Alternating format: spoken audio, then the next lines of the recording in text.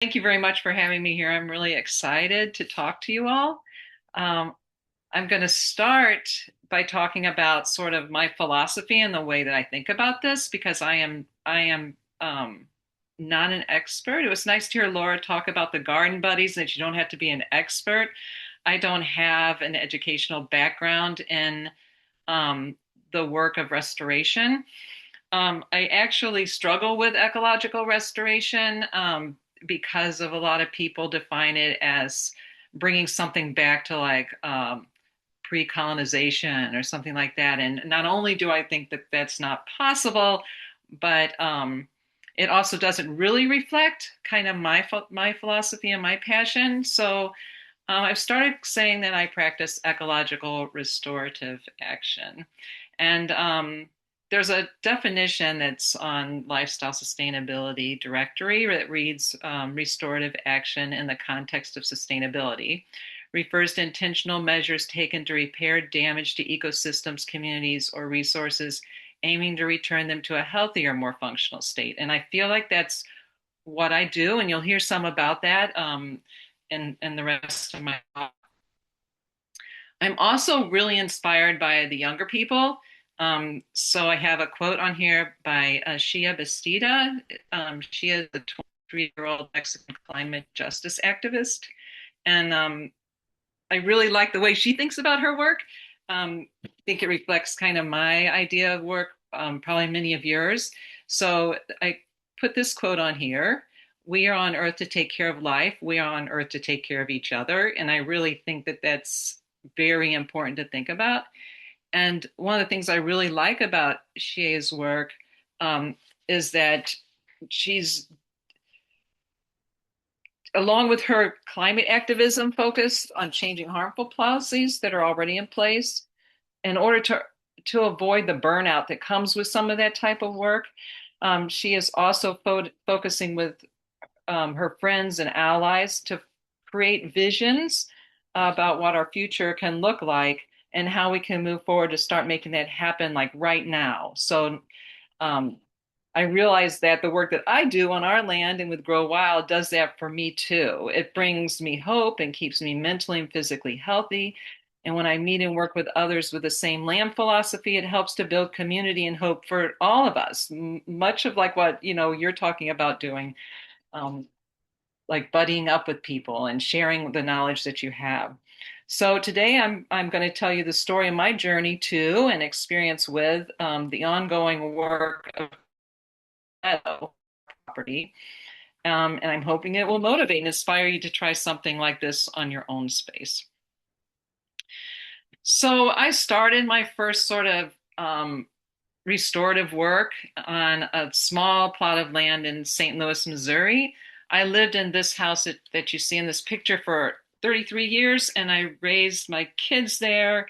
In the last about 15 years of my time in this property, I was working to convert my yard to a yard without any grass. And at the time, I was very interested in permaculture, so I used a lot of their philosophies. And I used to say to people that everything in my yard is native or edible, or preferably both.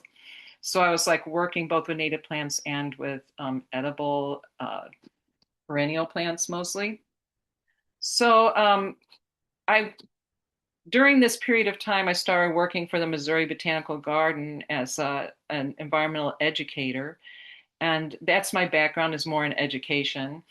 Um, but I ended up in the ecology center that the garden manages, where I worked closely with the education and with the restoration ecologists that work there, and I absolutely fell in love with that type of work.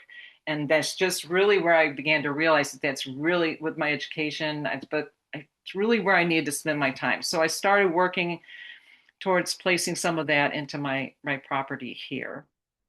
This is about a 2/10 of an acre property with a house plopped right in the middle of it. So the front yard and backyard are about the same. They're tiny, and the what I saw happen by doing this was way beyond what I would have ever expected. Um, So I wanted to start out to tell you a little bit about where I came from, but also to show that you can do this kind of work in smaller pieces of property. So in 2018, my husband and I moved to the area, Ithaca area. It took us about 5 years to decide where to move, and it seemed like a good fit for us. We had um, different things that we wanted to gain from this move. One of it was to go to a cooler climate, which we're proving to have moved to a much cooler climate today. um, we were tired of the hot and humid um, humidity that comes with living in the St. Louis area, and we both love outdoor activities, and that was difficult for us. And we wanted to own some land as part of our life experience. So we landed here in February of 2018, and um, by July, we had found this piece of property. This is part of it that you're looking at here. Um, and we closed on the property. The property is 65 acres, and approximately 20 of it is the field that you're looking at. And you can see in the upper right-hand corner the earliest image that we could find was in the 1930s. So we're assuming that this property has been used as agricultural land for probably 100 years or more. The bottom picture is taken in August of 2025. You can see that we're making some changes on the land, not only with meadow work, but you can't really tell where all the trees are, but you can see that there's some large vernal pools that are kind of right above and to the west of that building, which is the barn that I'm in now. And then the nursery is behind there. And there's a lot of stuff going on in this little field.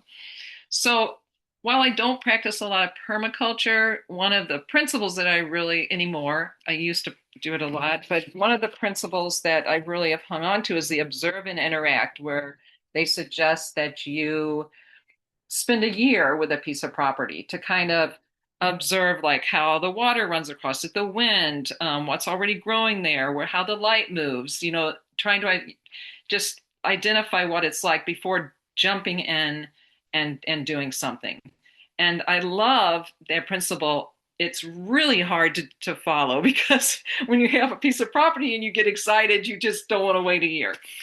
But fortunately, part of this was wooded, and most of the land is wooded, and there's a lot of invasive species. And I knew no matter how long I waited, they were coming out. So I put my energy into removing invasive species in the woods while also thinking about how I wanted a meadow, because I fell in love with prairies when I was living in the St. Louis area, and I helped to manage a small prairie there, and I just fell in love with them. So I knew that I wanted to preserve part of this field as a meadow. And so, and let's see. So I started thinking about choices of how I wanted to approach putting a meadow in. And a little bit less, probably 9 months later, I didn't quite wait for a year. I had made my choice and I started the process of starting a meadow. Um, there were ways that I had learned by working at the Missouri Botanical Garden, ways that you could create and manage prairies. And so I had some background in that, and I had some mentors there that I could talk to. So I kind of thought about them and wrote a pros and cons list and thinking about my own specific place here and how I wanted to approach it. So herbicide is one thing that you can do to prepare a space for a meadow. A lot of people don't like the idea of herbicide. I don't particularly like the idea of spraying herbicide. I do use it to paint stumps on woody stuff. But when I thought about the pros, it's a quick site prep. You can spray an area and you can kill the vegetation, and you can it doesn't require heavy equipment. We don't own like a tractor, and we aren't intending to own a tractor or anything like that. So you could just walk and do this with a sprayer. And you can cover a large area in one season. But the cons, kind of took this off the table pretty quickly. And that is, I don't, while I have worked with herbicide. I don't really want to expose myself or the other living beings around to herbicide, spraying herbicide. Um, One of my biggest concerns was that of the drift. We lived on a hilltop and there's a lot of wind.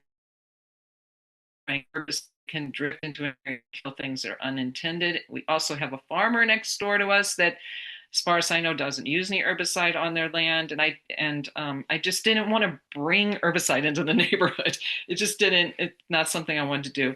You're also left with dead plant material when you spray it, and like if you were in prairie country, they would burn that, or it's they have a real burn culture there, but here not so much. So I would be having to deal with that. So that was kind of off the table pretty much right away for me. And then tilling is another thing. This is what was done to create a small prairie at the ecology center where I worked. It was done before I started working there, but I learned a lot about how to do it this way, just from the information that was there and the people that worked there.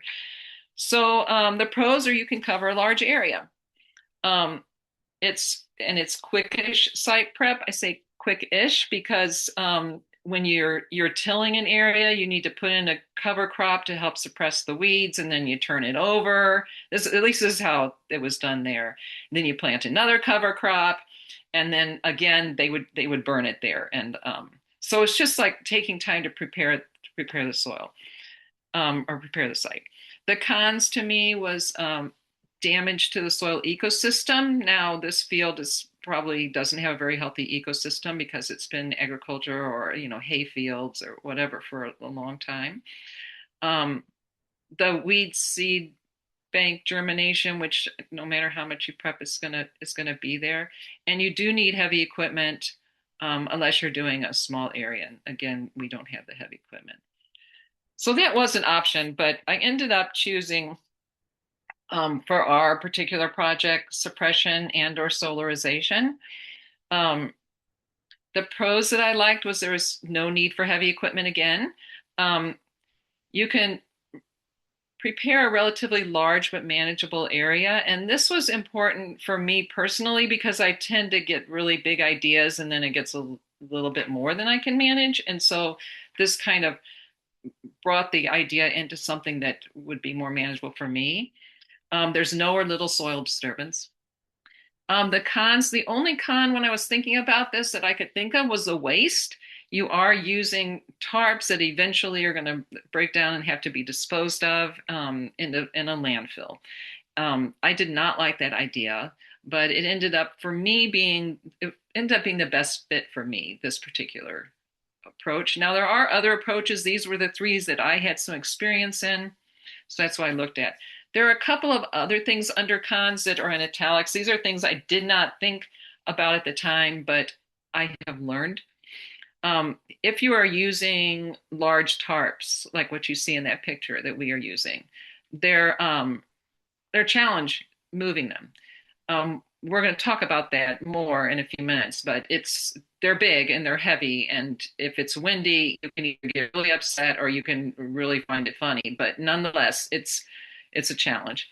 And the tarps can and will move if not weighted correctly. This is probably was my biggest challenge, which I'll also talk in more detail about. But once you kind of get the system down, it works out okay. But things to think about, especially if you live in sort of a more windy, open area and you decide to do something like this. So this is kind of my recipe of what we do now to give you an overview. What you're seeing in the pictures is I've zoomed in to the places where we put the meadow. You can see that the driveway coming in from the road is on the right as you enter. There's like a diagonal sort of line across that. That's a path that I put in that's established. We're going to put in another one soon, and sort of this mowed area around it. So that is the whole area that's been done now. Even from this view, or maybe because of this view, you can see the strips still from the first. This is This was the seventh strip. Like we moved the tarp for the seventh time this year. So you can kind of even see it. One, two, three. Yeah, you can count like six. The tarp had not been moved at this point. We moved it in September. This picture is from August. Um, so it's a nice, it's unintentionally has turned into a nice demonstration area for people to come out and kind of see the trajectory. You can kind of just walk right along it, first year, second year, third year, and see the difference. So back to my recipe. One of the things that became very clear was that was really important for in my situation is I need to mow our area and keep it mowed until I'm ready to tarp. And that means that for the year before we move that tarp, I mow that section occasionally. I'll let it grow up to like 6 or 7 inches, whatever my little mower will handle, and mow it down.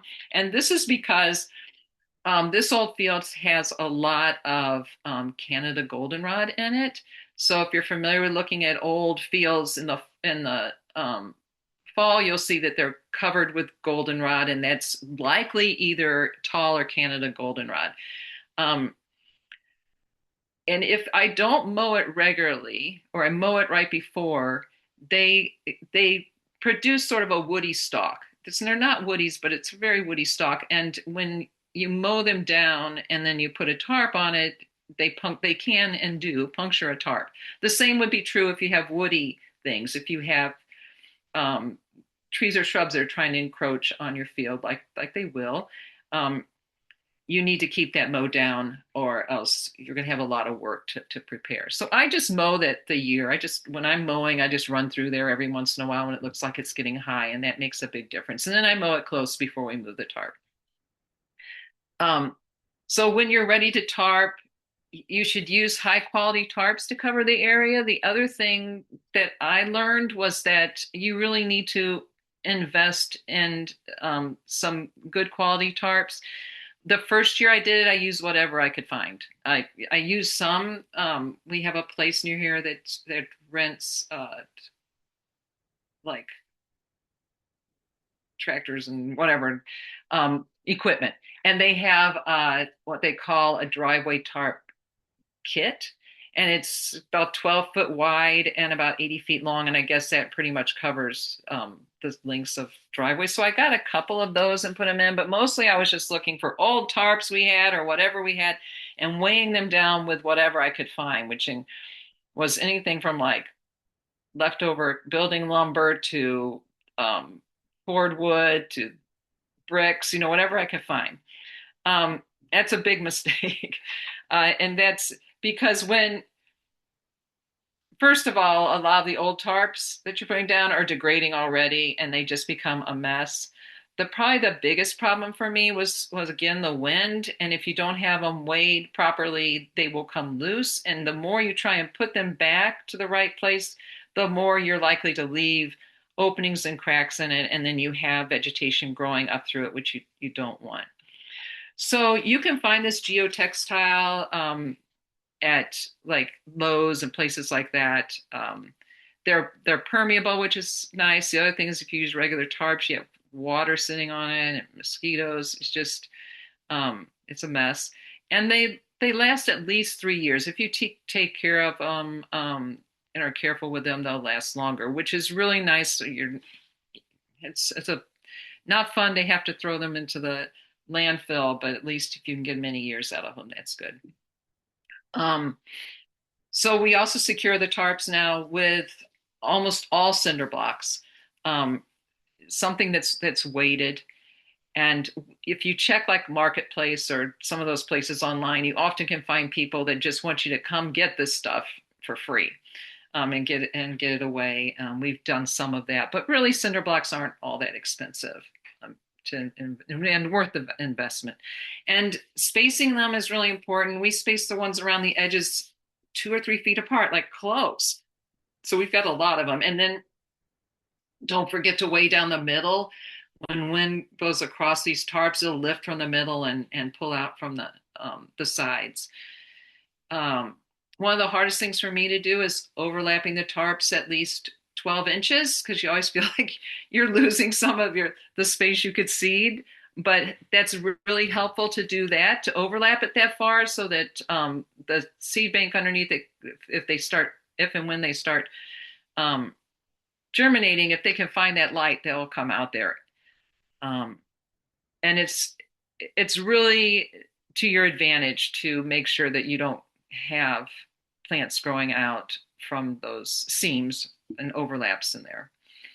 Um, one of the We have weeds that grow up out from under the cinder blocks. They don't grow through the tarp, or their roots don't go through the tarp, but there's enough moisture and maybe enough soil that you get a lot of weeds that want to grow out from underneath your weights. That's a problem. They come up really easily, but the problem is, and my problem, because I seed in the fall, is by the time I get ready to seed, they are already seeding. And so they're dropping all that seed on your tarp, and you don't want that in your now nice bare soil. So you have to move those tarps out in a way and dump them somewhere. We do it in the driveway. Um, and they're big tarps to begin with, and that's extra effort. I They always look like I don't have time to do it, because mostly because I'm of the nursery and it's just like one more thing and I don't do it. This year, my help and I were determined and we did it, and it made all the difference. So I hope that I never let them grow like that again, because that's a big problem. And then leave it for a year. A lot of people say, well, I'm just going to put it in the spring and then seed in the fall, or I'm going to do it over winter and spring and we seed in the spring. And you can do that, but I think you're going to be much um, you, it's going to be much more successful if you can have the patience to leave it for a year. And if you're doing multiple years, it's easier to do that. The first year's hard, but then you just have your routine. I move it every fall, or I move it every spring, whichever way you choose. So moving the tarp, um, we always have to have. We like to have like 6 people help us because they're really long tarps. We now are down to having single tarps. Before we were piecing some together. Now it's just long rolls of tarps. If you do something like this, you might want to do um, like the move, seed, and feed, which is what I like to do. It's most fun to like seed, but of course you can't seed till you move it. So if we're lucky, we can get people started early enough in the morning where and if I'm prepared, if I've got like the cinder blocks, all most of them off, and there's no weeds in it, I'll like move the tarp and then put the seed out, which is the most fun, and then I feed them. We always have a chili meal. So if you're going to need help, you might think of like some community thing like that. You don't have to seed it that same day. And often we just can't because of the weather. We can't start at the time because we people that are helping us can't stay or whatever. But it's nice to get it all done that day. You can see our friend Jess up in the corner. It's hard to tell, but what she's carrying is a piece of lumber that we had down to weigh with smartweed, Polygonum pennsylvanicum, that had grown up underneath it, wrapped all around that wood that you yanked up easily, but it looks like she's carrying a shrub. There's just they get so big and so like, happy there. So try and avoid that if you can. And the people folding the tarp, we're folding the tarp there because there's seeds in it from them falling out. Whereas this year we were able to move it. You still have to move it carefully. There's still things on it you don't want, but we were able to move it a lot easier. And then the seeding's really fun, I think. So to prepare for your seeding, you want to remove any of the vegetation that was growing up between the seams. I should have pointed that out before, we can look back. This is a really good year on this one. You aren't seeing anything growing up because we really learned a lot. We're overlapping it correctly. You can see how close the weights are. We're weighing it down correctly. We're kind of got it going now, finally. So if you do have vegetation growing up, you should try and get it out, because it's probably something that's very persistent and something you may not want. It could be something you want, and if you can identify that, then of course leave it. Um, we rake with just your garden rakes. Just we don't try really hard to break the soil much, but just to put some kind of grooves in there so that the seed can kind of it can kind of hold the seed because it's pretty smooth surface when we remove these tarps. And I don't worry about it too much, but it does kind of it helps. It also helps us rake out some of the dead vegetation that's still persisting under there that won't allow the seed to like touch the soil. Um, then you need to find a source, a seed source that works for you. There's a lot of are starting to put together seed mixes in our area, native seed mixes. We use Ernst, which is probably one of the best known. They're out of Pennsylvania, if you're not familiar. They have a lot of lovely seed mixes available. This They do not have a seed mix that has everything that is native to New York State.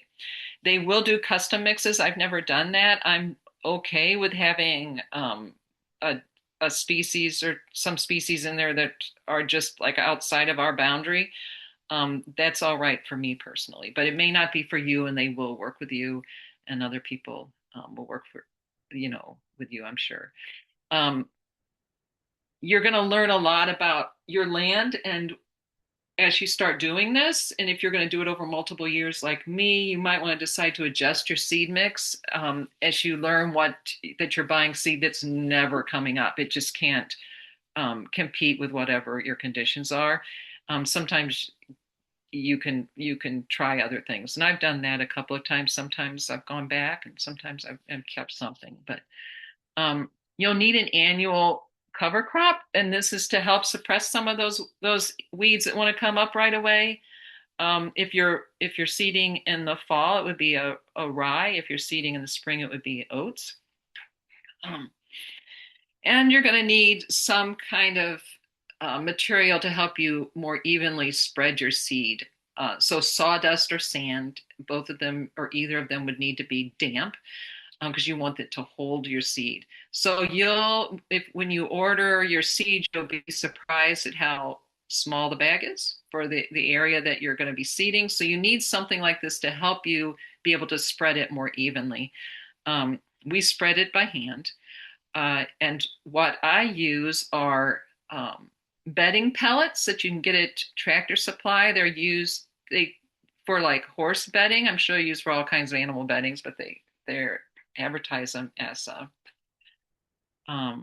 for horses, and they're little pellets of compressed sawdust. And so when the animal urinates on it, they kind of break down into something that looks like what looks like in the what I do is I will dump some in this little wagon that we have that our riding mower can pull.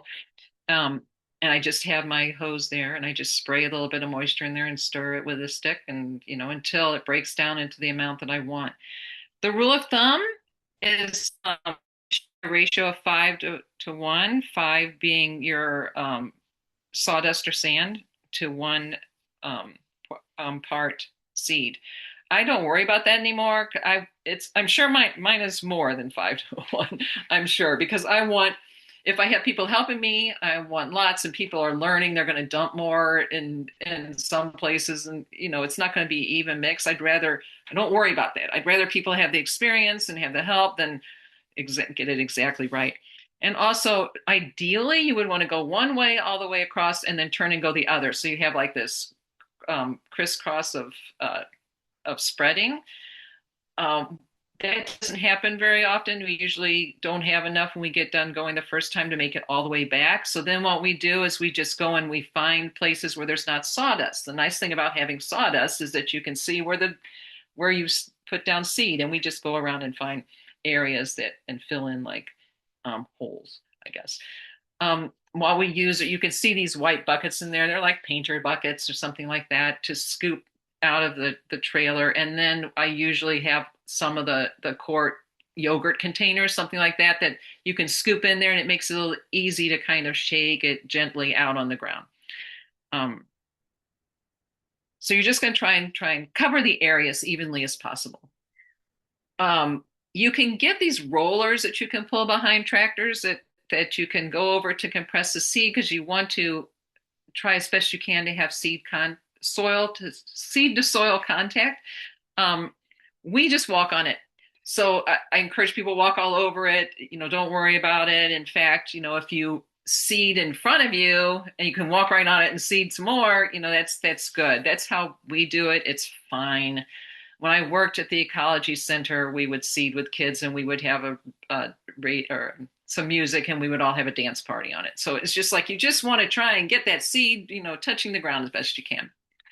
And then I cover it very loosely with straw. You can see in that picture, I want to be able to see the soil.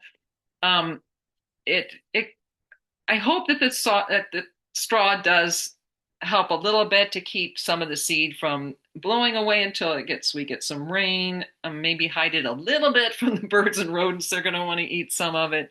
I don't really know how effective it is, but everybody I know who does this covers it with a light coating of straw. So that's what I do. Um, okay, now we wait. So I seed in the fall. Um, some folks seed in the spring. Professional people, some of them seed in the spring. To me, it doesn't make sense to me because we our seeds, most of the native seeds need a winter stratification. So it makes sense to me to put them on the ground in the fall. So that's what I do. But I know there's been success doing it the other way. So do, what makes most sense to you.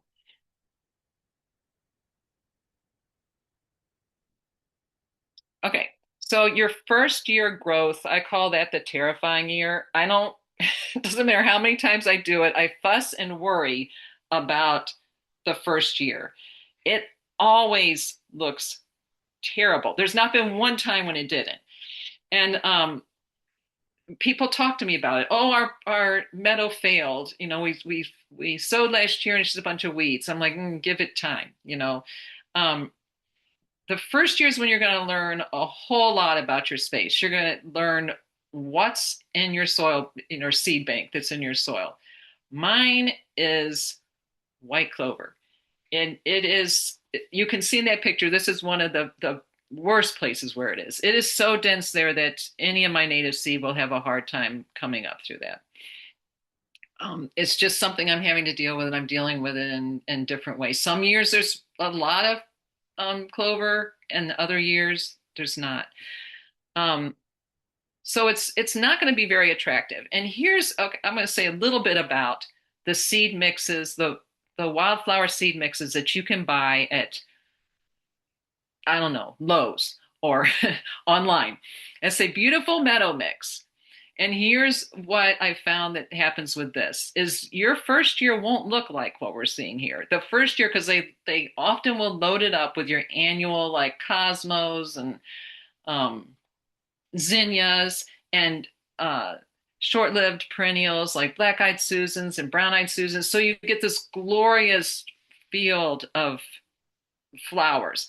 But what happens with most of these mixes is that after a few years, they start to go away and other things start to come in because they often won't include or not enough some of the long living perennials that take a couple of years to get established. So this is what's happening here on that first year is because what you're going to get is a better seed mix.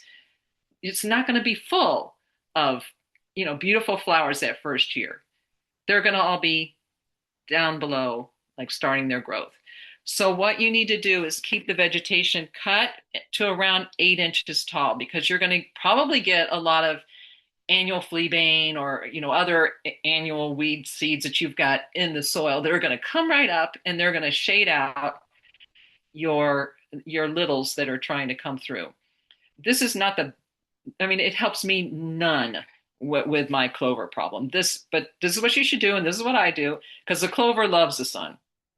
So it just gives them, you can tell that I don't like clover, at least in this case.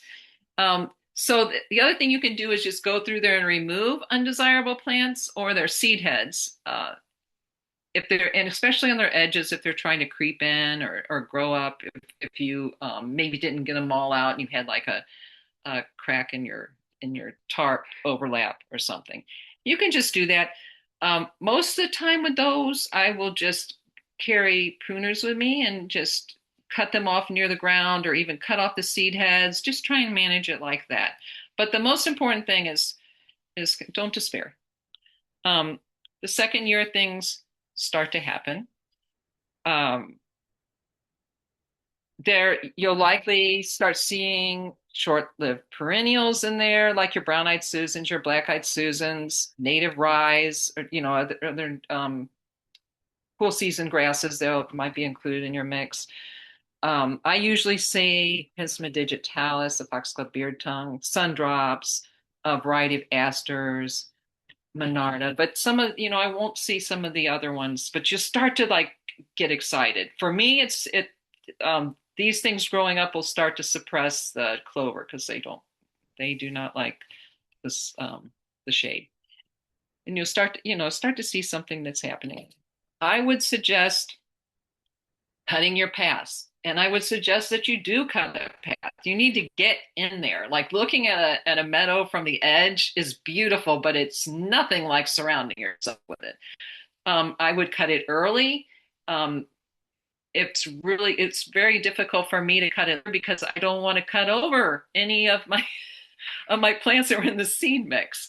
You could actually plant it with a path and just seed outside the path area, I suppose. But get in there and cut your path. I would suggest doing it earlier. And look for the troublemakers, the things that you want to like keep an eye out for, to cut seed heads off, to cut it down lower. If I have, and I usually do, have some of the Canada goldenrod coming in, and I'll just try and cut it down low or cut the seed heads off, just so that other things can compete. You'll start to lose at least the domination of like your Canada goldenrod if you keep it cut down low enough that sunlight's getting to other things. And then definitely look for the good stuff. Start enjoying what you're seeing in there. Um, you may not be able. Oh, the other thing is you may not be able to cut off or cut down every single one of the species if you have a larger area, but just like what I do, this is down by the end of the driveway. I walk down there every day to put my sign up, open sign up for Grow Wild. I walk back and put the closed sign up. And one of those ways I always go in the meadow. It's right there calling to me. And I remember my pruners and I'll go in and I'll cut a few things. And if there's some area that's really a problem, like just too much of something, I might focus on that each day until I get it where I feel more comfortable with it. But just spending time in it, engaging in it, you can manage it pretty easily, I think. Speaking of management, so over the long term, so what to do about the things you don't want? I think it depends on your tolerance level of the non-natives. It's usually for me, as long as they're not taking over an area, I usually don't worry about them a whole lot. Queen Anne's lace is a really good example of this. I just don't worry about Queen Anne's lace. It gets outcompeted over time. So I don't, you're worried about who not. Um, Timothy, Timothy is always in there. The reason why you can pull up Timothy by hand, the reason why I take it out all is because it's annoying. I'll look out there and I'll see all my native stuff and then I see Timothy. I don't want to see Timothy. So I'll pull it out. That's just for my own pleasure. It probably will get outcompeted after a while. Overly aggressive natives with this, I'm talking really about the Canada goldenrod. I don't feel like I have any other over aggressive natives myself in there. I think that everybody's kind of living pretty happily together as far as the natives go. When to mow, that's been really hard for me because I add a strip every year. The meadow's not the same age, so I worry about when to mow. I think what we've fallen on, what we've decided kind of for our management strategy for our meadow is to just enter it into our um, mowing cycle that we've already established. So we have the area of this field um, broken up into three sections of areas where we're promoting or trying to manage it as meadow. We have a wetland area and we have a place where we're planting trees. We don't mow that. And so everything gets mowed in a 3-year rotation. And most of this that we're mowing has not been managed like this. It has not, we haven't planted anything in it, basically. It's just the goldenrod field, and we mow it. It gets every 3 years. And this is mostly start out, it's still changing. Our philosophy is kind of changing, but it started out as a way to control the woodies because natural succession, you're going to get shrubs and trees growing in, and we want to preserve a large part of this meadow as open. So at this point, we're going to include, which would be this year actually, mowing the meadow project on the 3rd year, even though part of it will be mowed in its 2nd year, even its 1st year. And then the next time around, it'll be closer to 3rd year. I just think it's going to be easiest for us to do it that way. Is just included in the regular maintenance of the field. We'll see how that goes. This is all about just kind of figuring it out as you go. Um, and then should we burn? I helped manage and run burns. And when I worked in St. Louis, I would go out to larger burns and help them out there. So I know something about burns. They are, they're they're burns. They're working with fire, and there's a lot that goes into preparing for it. And it's something that you can't say, I'm going to do this the 2nd week of September every year, because a lot depends on the moisture and the wind and the temperature, and all those have to be taken into consideration to have a safe burn. And so at this point, I'm not planning on burning because mostly because of the nursery, honestly. It's just too hard to plan something around that when the nursery is happening, and it's a lot of work, and I'm honestly a little nervous about it. So all those pieces. Right now, we're just going to go with mowing. The difference is going to be that we will not be able to have some species grow in the meadow because some plant species need bare soil in order to spread, in order to move their seeds. So the meadow, if we choose not to ever burn, will have lower diversity than if we had managed it with burn. And that might change over time. But for now, I think we aren't planning on doing that.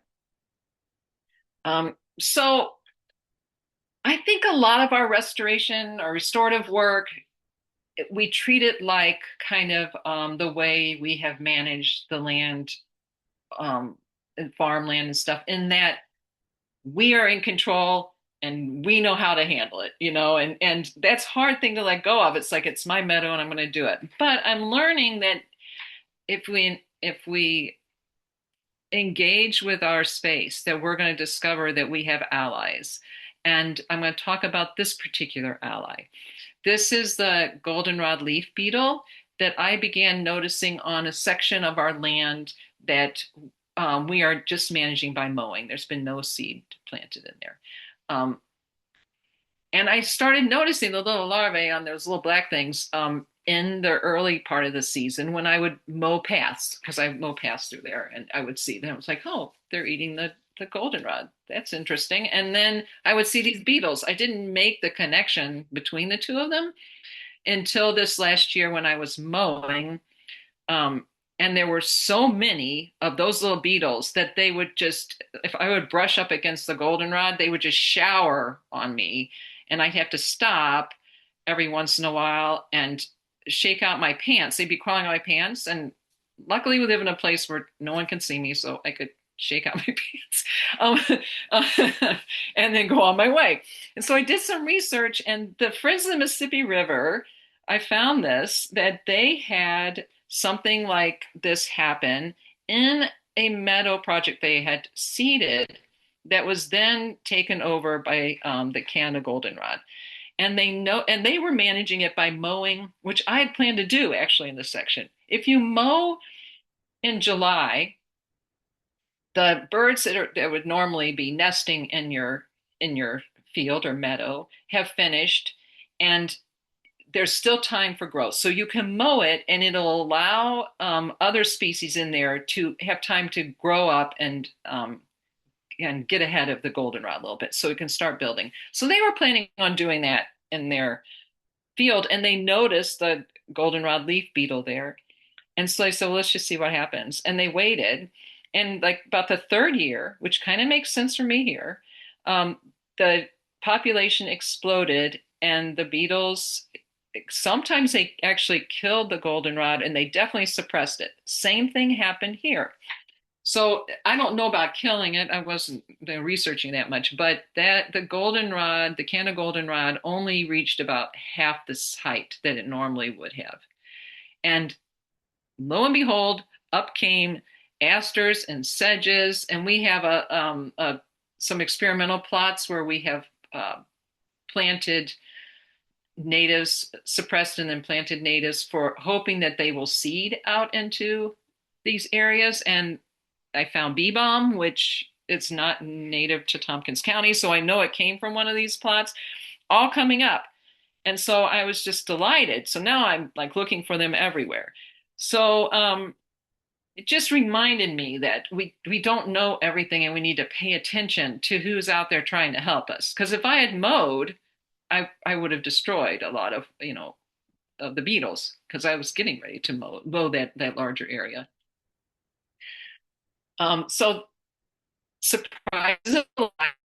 These are some of what I have. These are pictures of other beings that I've found in my project, the Meadow project that we're talking about. I want to talk specifically about the two plants in the middle. So the swamp lousewort, Pedicularis lanceolata, is a hemiparasitic plant that likes wet prairies and meadows. And we have wet land here, wet meadow, and where I came from had a wet prairie. So I was familiar with this particular plant. And when the very first tarped area in the spring, these guys immediately showed up before like anything else had germinated in the seed mix. And I'm like, this is so weird, because no one would put this in a seed mix. It's not on my seed mix list. It could have accidentally gotten in my seed mix, but you know, um, I watched it and I thought I looked all around and all the grass all around it where it hadn't been suppressed, couldn't find any indication of it. Areas where, it was just growing up, where we treated we planted the trees. They're right there. Couldn't find any of it. Um, Someone from Cornell come out, and he said, because I'm like, could it have been in the seed mix? Could it, like, what? And he's like, I think you got it. It just was somewhere in the seed bank waiting for a chance. And it is, and so I forgot to say this. I also looked it up because I want to know where it was normally found, because I was trying to figure out if it had come in the seed mix. And I went on the New York Flora Atlas, and they show you if it's found in certain counties. It was found in our county, and not only that, but this plant is threatened in New York. So here I've got this plant that just came up because of the nurturing, and now it's super fun because I can see where they are before I even get to them, because the vegetation is suppressed around it. And it's really kind of fun to see how it's like altering this area. I've also found it at the third year section. I also found another one there, so it's coming up. And then the purple stemmed angelica last year in the second section that I had seeded. And it is native to our county. I've not found anywhere else on our property. Somehow it has come in. So as the meadow matures, it's like taking on a life of its own and changing. And it's also inviting all these other non-human people in. But actually, the thing that most delights me is when there are people in our meadow. I love it when there are people that come over and they take the tours, or they just come over to photograph or be in it. And I just think it's just when you can share your place and and what you're doing is contagious, and people will go out and do it themselves. So people always wonder about scaling. This is back to the St. Louis house. This is our backyard. This was after many years of just having gardens around that patio you see. And finally decided I wanted to finish it. There was some on the edges that there were there were gardens around. And what I did for this particular decision for pass is I didn't mow, and then I watched how my family moved across the landscape. And where we walked, there's you can see a water feature, and we would go over there. And where we walked is where I put down cardboard and put in pass. So that's how I made the decision.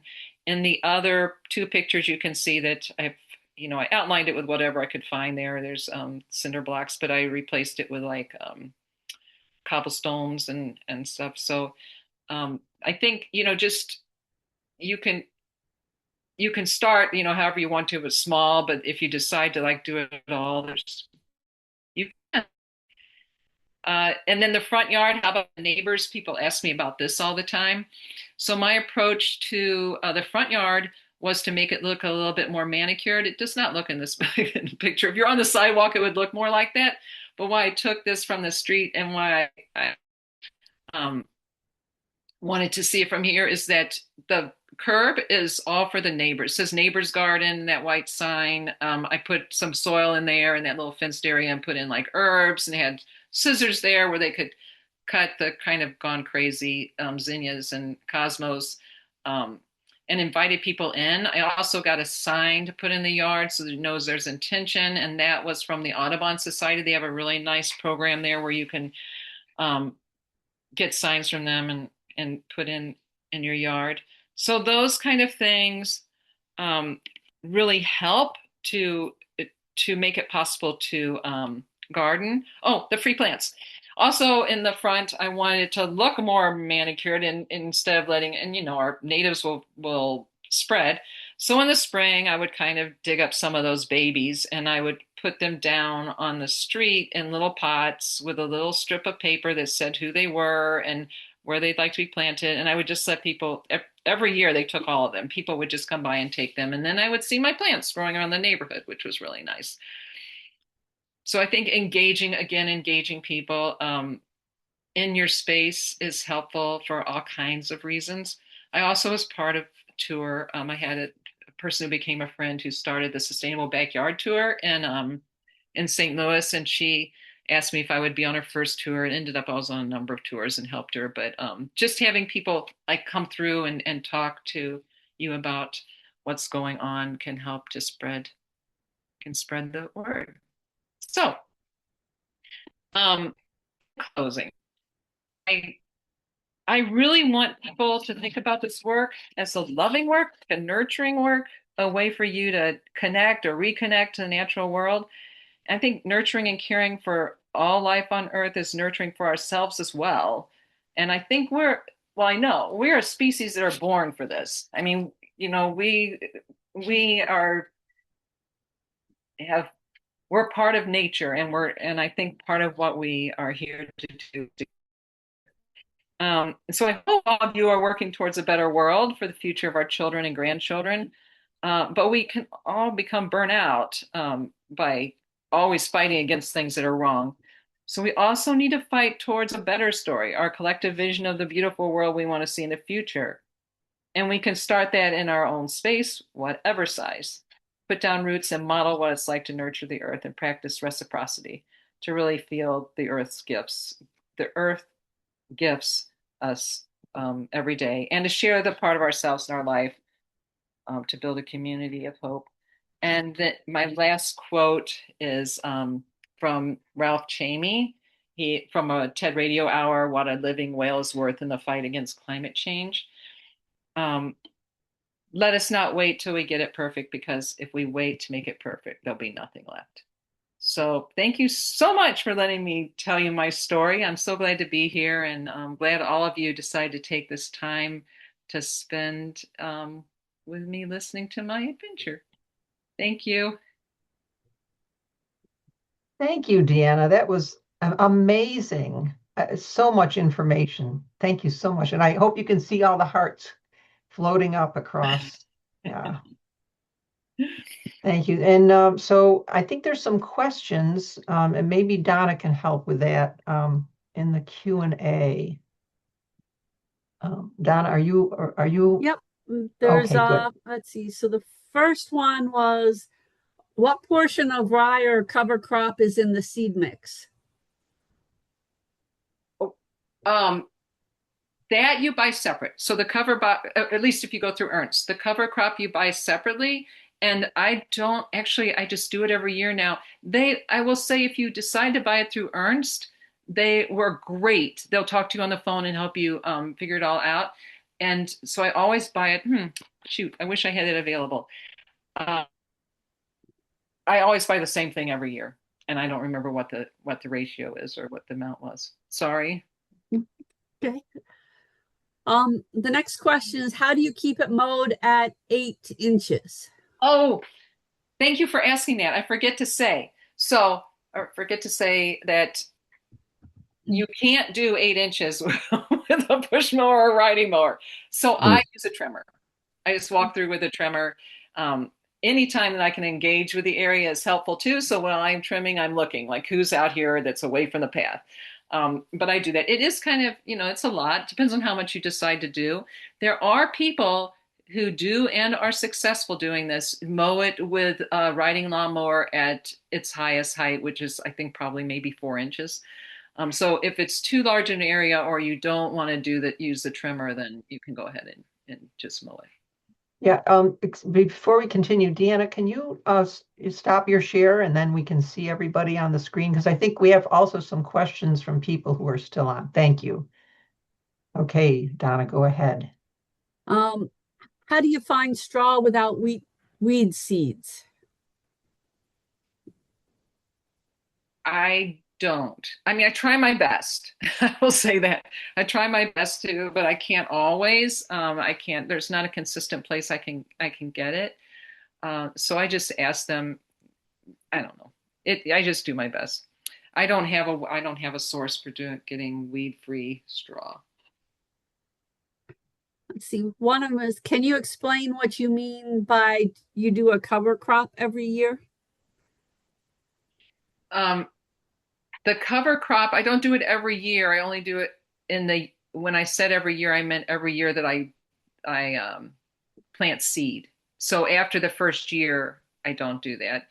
Um, so this is just the cover crop is included in the seed mix, and that is part of what you'll be controlling by keeping it cut about 8 inches. You want it to grow in there, but you don't want it to shade out your littles. Let's see. Did you run into drought issues in 2025? I started a small meadow, 2,000 square feet, and had areas under the rain shadow that grew virtually nothing. I did. Um, I did. We're fortunate in that we have a wet meadow space, so it doesn't get quite as dry. But and I can't I say I did with confidence, but sometimes I really don't know what's happening in those spaces if we didn't get seated well. But I have had times when I think that the weather of that season, either too wet, sometimes too wet, or too dry, probably impacted it. I'm always surprised at how different each section is from the year before, but it's hard for me to know exactly what it is. Now, I also can come into some areas and seed again. I don't know how helpful that is. Um, I also honestly have the advantage of the nursery that I can go in the fall and plug in some little plants in areas that I feel like aren't very diverse or struggling, especially the areas where there's a lot of clover. If it's still that area is still struggling, which happened this last year. After during the second year, I might go in and just plug some things in. But yeah, I mean, every year there's some challenge with the first year. Once you get past the first year, then it does well. Does the seed mix you use include native grasses? And if yes, About what percentage of your meadow is native grasses? There are native grasses in the seed mix. They are the highest percentage. If you have meadow or prairie, meadows and prairies are dominated by grasses, so the seed mixes have a higher percentage. That said, I have really good luck with the cool season rye that come in there, and they're super helpful to get it started. I have not had the best of luck with the warm season grasses that come in later, being able to take over as the ryes begin to fade because they're just short lived, and so I'm not quite sure what I'm going to do about that. Last year, not this seeding year, but the year before, um, I included more. I got a separate seed mix to include with my original seed mix of some of the warm season tall grasses there, which can be aggressive, but I'm hoping to start bringing some in. So it included big blue stem and Indian grass. There might have been switchgrass in it too. I don't recall right now. I feel like those can be really aggressive, but they're also compete really well with the tall goldenrod. And I feel like my meadow is getting big enough that I can include some of them in there. But that's I haven't seen. It's too early to see any result from that. It takes them a while. So the answer to your question is, I think about 35% of the mix was my yearly mix is grasses that include the cool season and then some warm season. The meadow field that we want to reclaim has grown up to shrubs and even saplings. Any thoughts on about how do we move these before mowing? And can we leave any trees in the middle of the meadow? Of course, they will contribute shade.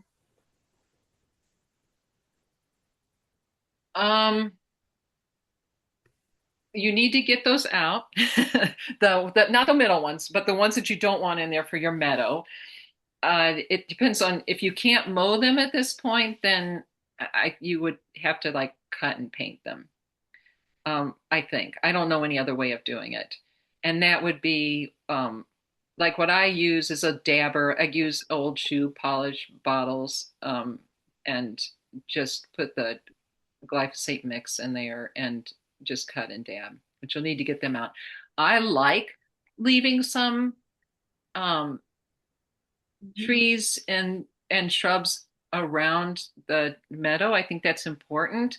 So I think I have in one of our, I think it was the fourth year, I planted a white swamp oak in there because I like the idea that savanna look. This is what I grew up seeing, like in the prairie areas where you have this big oak growing out in the prairie and scattered about. So that's kind of my plan for this. Also on the edges, just on in the areas where we're just mowing to manage, I want the edges of our field to soften so it's not like this big rectangular field. So as trees just naturally come in, I choose ones that I want to leave and I mow. But once you get them cut down the first time, if you just mow every 3 years, you can control them pretty well that way. If you have something besides a riding lawnmower, we have a pull behind mower that we use. What birds do you have nesting? Bird people. We have red-winged blackbirds, of course. We have bobolinks. We have woodcocks that I see that we hear. I saw them once along the edge. I've never like seen their nest. Um, but let's see. There's probably something else. Oh, somebody said that they heard ground sparrows here. People who come visit are they always the ones that get me excited about stuff because that know birds because they're like, oh, I hear this and this, and I'm not that good. But yeah. If the soil is very compacted clay from recent construction project, can you recommend any additional soil prep if needed prior to solarization tarps or afterwards? Yeah, so we have it's old agricultural field, so it can be very compacted and it's very clay. And I'm just letting the plants do the work. I think, native plants are really resilient and like just that raking across, that light raking and them holding them in there, holding the seeds in place. And that's all that I do.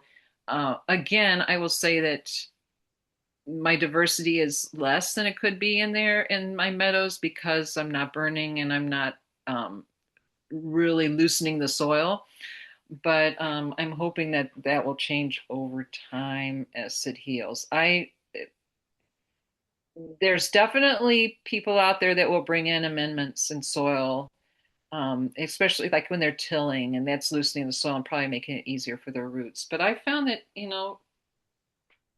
those natives, they're tough nuts, they get in there. And I think that they're healing, and I think that they're healing the soil, and I think that they're making it the soil available for more diversity as as it gets older. So we'll just see. But I don't do anything. I just tarp it and seed. What do you think of using silo tarp?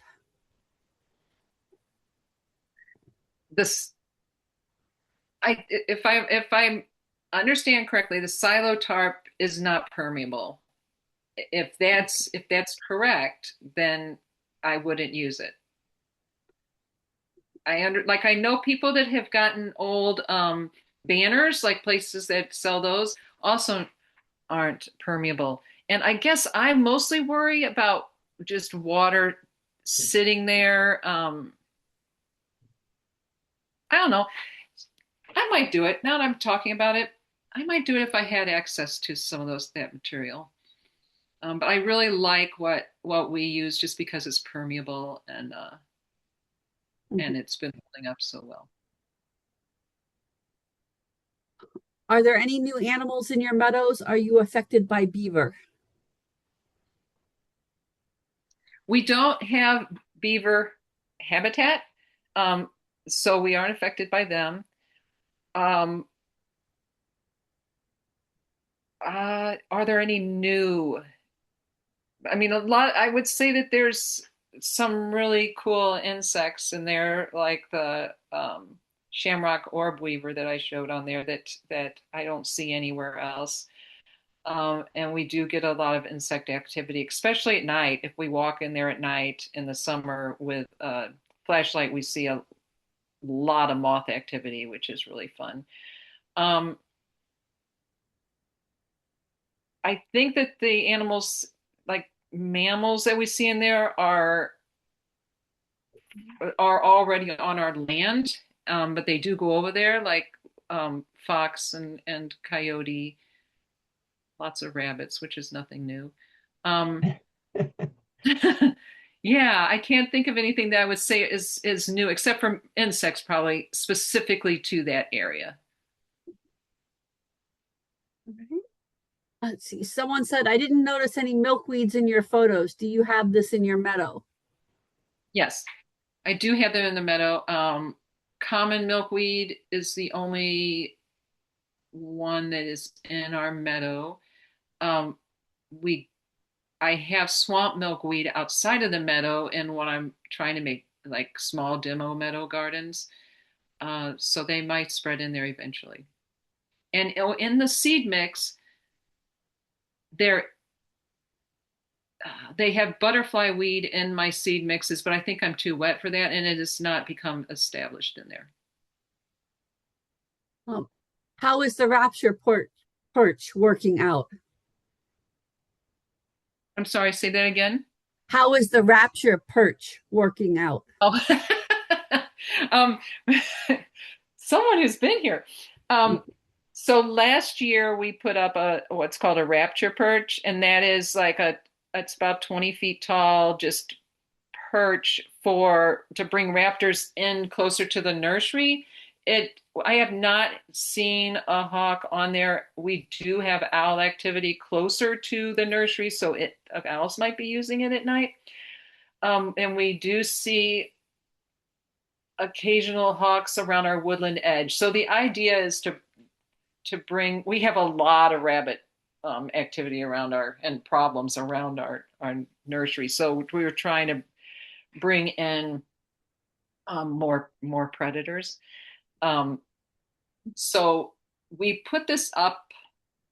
I want to say it was late summer. So we're hoping this next year we'll get more activity to bring in the raptors closer to. They don't want to. They fly over. We see them flying over, but they really need a perch spot so they can watch. That's out in the field. So yeah.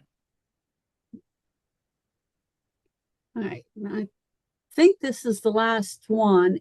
Is there a way to successfully propagate meadow plants without doing any soil prep other than mowing? I'm not sure I understand the question. Um, I think what you're saying is, can you plant into the existing, like mow and plant into the existing space and be successful? Uh, and the answer to that is yes, but it takes a lot of work. Um, so yeah, I think that's what you're asking.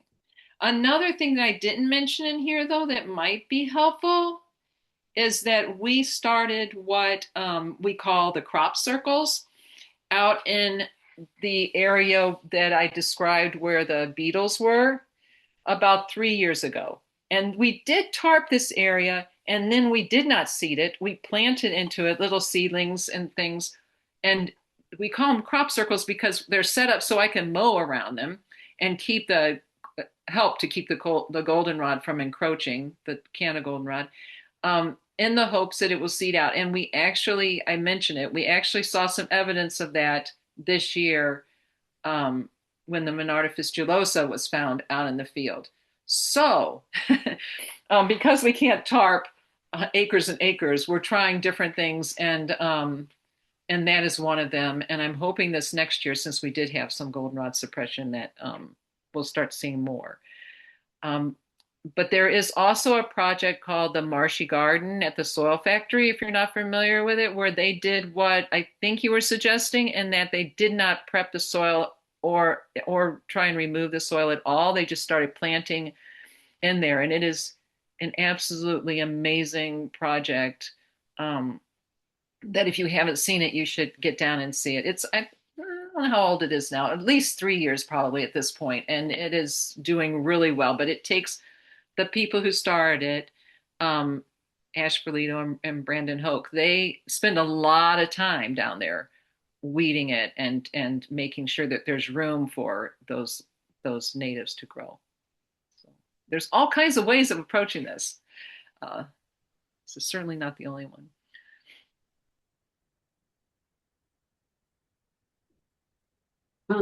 That looks like it for our questions.